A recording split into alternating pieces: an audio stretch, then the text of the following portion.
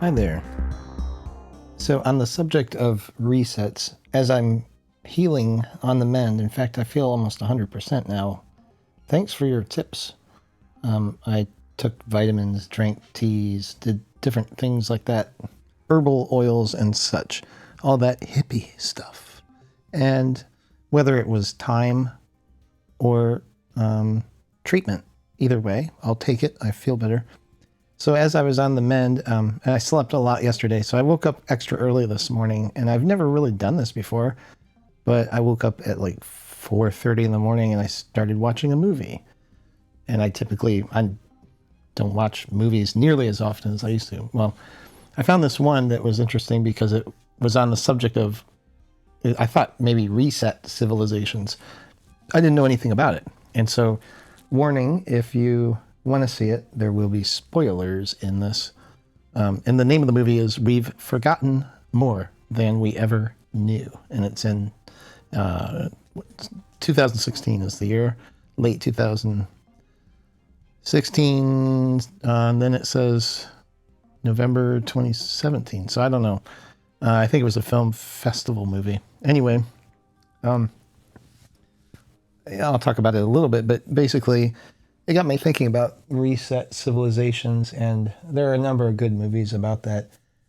And so this one, I thought more was an allegory for, this is just my review of it, but I thought it was an allegory for Adam and Eve. But it's a strange take, and it is very beautiful in its simplicity and symmetry.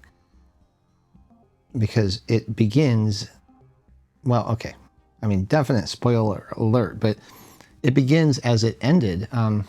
These people, this man and woman, are walking in the woods, and at first, he's older than she is. It seems like he remembers civilization, and she doesn't really remember civilization because there's been some kind of reset event where this fog came in, and all the people went away, all the buildings and technology and vehicles and everything went away.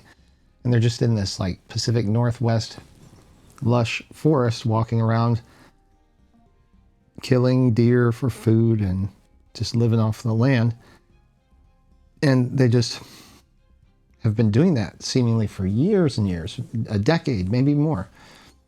And they talk about finding a walled-in city, or maybe a building, maybe a couple buildings. And then they there's some prospect of like people inside, and it's kind of like it's a memory, but it's also kind of like a dream.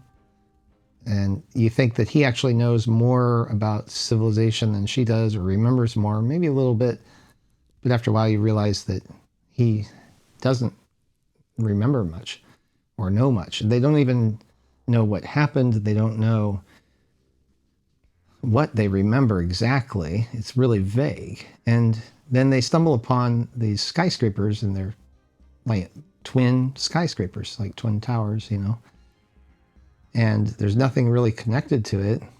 They're abandoned, but then you go inside, there's newspapers, magazines, cigarettes in ashtrays. It's kind of like maybe the 70s or 80s, maybe early 90s that it got abandoned, and there's no sign of the people. And that's what really made it kind of weird to me, that it was kind of like the reset pictures we look at. There's the architecture's in place, everything's in place, but there's no sign of the people.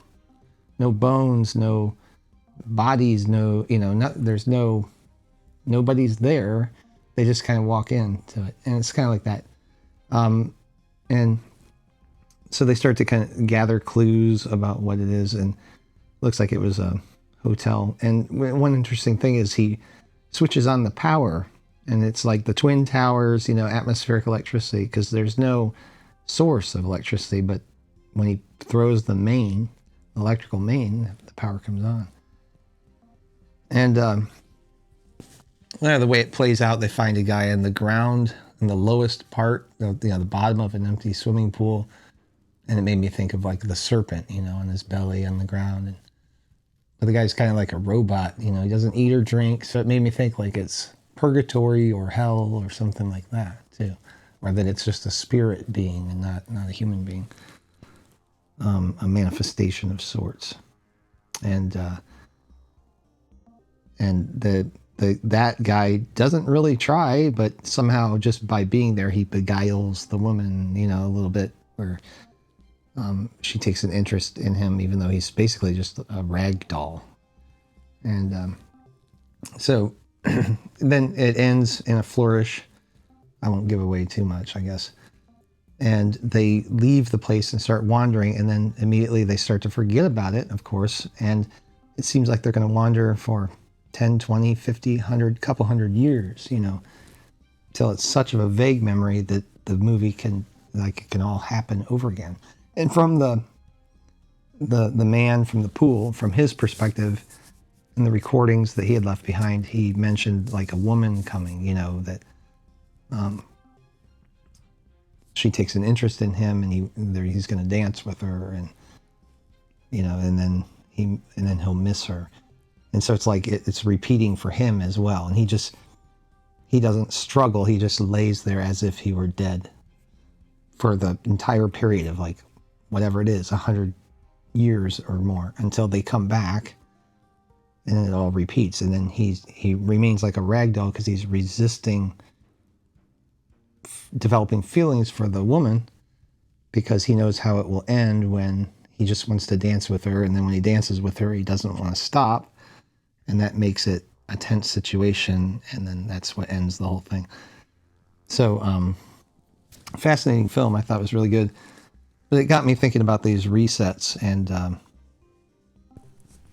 so it called to mind another movie that is also very, very prescient to the topics discussed here on the UAP channel, especially as of late, when you have an enclosed earth, when you have a surreal environment orchestrated by a cabal of controllers who pull ridiculous stunts like 9/11 right in front of your face. The space command, the Space Force, the Mars helicopter, things that don't even challenge your ability to see ridiculous fake bullcrap laid right before your very eyes. And you look around left and right and you see NPCs, you see robotic zombies who, with their tongues lolling out, lick up every drip of sappy bullcrap poured out on these ritual occasions where they conduct remembrances and anniversaries. Oh, of a joyous event?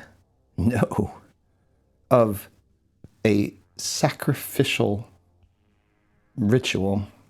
In fact, in a local South Carolina news story about Folly Beach cannonballs that are found perennially after each hurricane, real or fake, the follow-up story for September 11th was a ritual ceremony that somebody started of marching the silent walk where on 9/11 policemen, firemen, and such walk along in silence in remembrance of all the fake bullcrap that they tell you about that fateful day 18 years ago. 6 + 6 + 6 years ago. And there's a guy who carries a cross on that walk, and they asked him about it in his statement, which he should have had plenty of time and practice to prepare, when the microphone's in his face and he's asked, why does he carry a cross for the 9/11 silent walk? He mumbled something about it representing sacrifice. And I don't see a connection, even if I believed the story that 19 guys with Home Depot box cutters, Ace Hardware box cutters, could do what the KGB could never have done in the entirety of the Cold War and such. Even if I believed all that, the only people who purposely sacrificed anything for their God in that scenario would have been these 9/11 hijackers who are ostensibly these religious zealots, all right? So they would be carrying their cross, willing to die for their cause. So is he honoring them? No, he's honoring the firefighters who ran into the burning building that was demoed while they were in it. And that is something that we want to exemplify, is to blindly run into a burning building that is set for demolition minutes from then. And there's no discussion. It's a silent walk. You can't reason. There's no thought. Sure, it's been 6 plus 6 plus 6 years. But even now, there's no debate. There's no discussion of any kind of common sense being introduced into this thing. And the sad thing is, a little over 2 years ago, I pretty much believed mostly according to the official narrative. Now, I did diverge from it from the very start on certain aspects. But somehow, as a whole, I didn't let any one of my particular misgivings about it derail the overall narrative. The mind control was working on me. If I were cornered with logic, if I were asked questions by a truther 3-4 years ago, I would have answered probably according to what the truther would expect any reasonable person to answer. Do you believe that a passport is found, flies out of the pilot's plane window before the plane hits, and it's pristine and it falls in the lap of a FBI person who happens to be? No, that's bullshit. They drummed that thing up. The pictures are fake. The pictures, you can tell, are phony of the hijackers. Well, it's not that I wouldn't have denied that, but then I would have said, but it doesn't mean that they weren't the hijackers. I think they're just making it easier. It's more of a clear-cut case.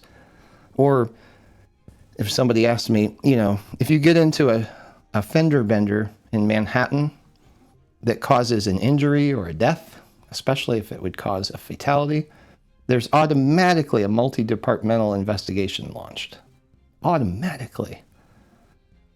But on 9/11, there was no fire department investigation. There was no police department investigation. Nothing of the sort. It's absolutely in total violation of protocol. It's like, oh, it's so big you don't investigate it. What?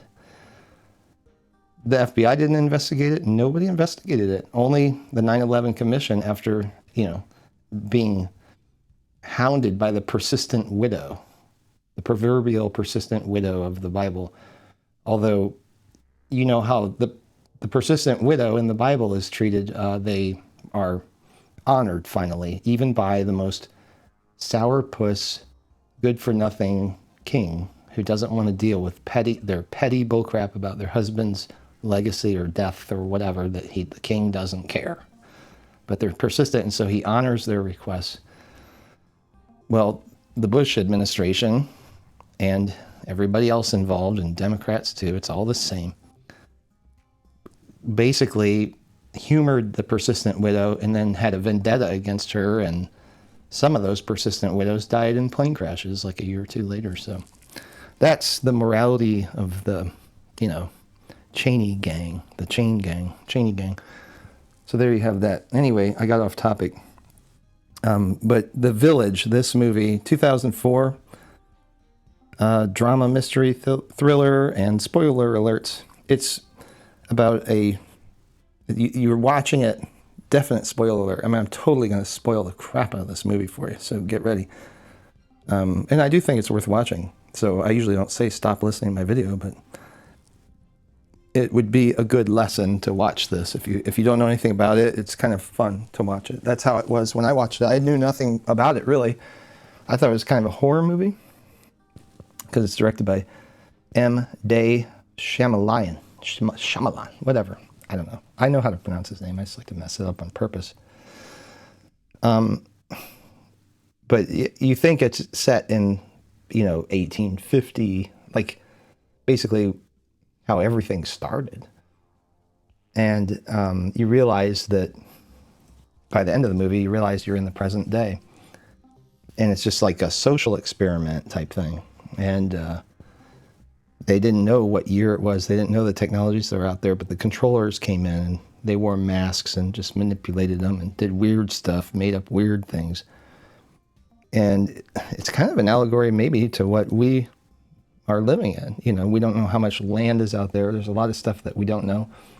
Technologies, and just think, if you think the whole world is your little colony, your little village, that's the whole world to you. You don't even know if there are other humans. You assume there are other villages, but you don't know it. All the songs written, all the books written, all the things like that, the controllers can just tap into that and be like gods to you. So these celebrities that people worship that seem to come up with, endless good music, endless great, art and science that they just come up with, technology really, not science. Perhaps it's just something, nothing new under the sun. It's just from a more advanced part of the world that we don't know about. That never said, nobody ever guaranteed to any of us that this is all there is. This is everything that there's nothing more. There are no other flocks, You're the only flock of sheep, And just think, if you had access to both societies, how you could just tap into that and, take a song by, I Ran, the song from A Flock of Seagulls from the 1980s, and do that bit, and the other civilization who's never heard of it, and that it jams pretty well. It's a good for a one-hit wonder thing. You can just dish that one out. There's just all kinds of things you could do. And I think that explains a lot of the mysterious things that we encounter. And when things don't make sense, sometimes I kind of refer back to that in my mind and make sense of things.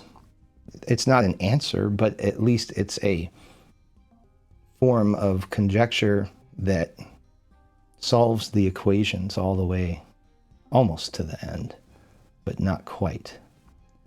Therefore, I soldier on.